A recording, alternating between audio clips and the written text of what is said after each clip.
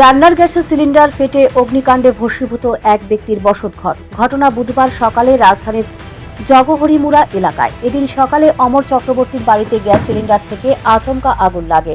আগুনে বাড়ির দুটি ঘর সম্পূর্ণ পুড়ে যায়। অগ্নিকাণ্ডের পরেই আশেপাশের লোকজন সেখানে ছুটে আসেন, কিন্তু আশেপাশে কোনো জলাশয় না থাকায় আগুন নেভানোর কাজে কেউ হাত দিতে পারেননি। অগ্নিকাণ্ডের খবর পেয়ে ছুটে আসে মহারাজগঞ্জ বাজার অগ্নি নির্বাপক দপ্তরের কর্মীরা। পরবর্তী সময়ে ফায়ার সার্ভিসের সদর কার্যালয় থেকে আরেকটি গাড়ি আসে, কিন্তু হেড অফিস থেকে গাড়ি যাওয়ার সময় মোটর স্ট্যান্ড এলাকায় 8 ঘন্টা সময় লাগে গাড়িতে। ততক্ষণে বাড়ির দুটি ঘর পুড়ে ভস্মীভূত হয়ে যায়। আগুনে ঘরের সমস্ত জিনিস পুড়ে যায়। বাড়ির লোক কেবল পরিধানের কাপড় নিয়ে ঘর থেকে বেরিয়েছেন।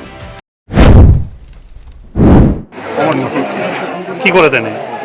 আমরা জজমানি আধুনিক করে কিভাবে লাগছে? সিলিন্ডার জ্বালানো আছে, চুলা জ্বালানো আছে, লিক হয়েছে। এটা ঠিক করে পারতেছি না। আমি তো ঘরে আসতাম না, আমরা কি আসতাম না, বাবা আসতাম না, আমি আসতাম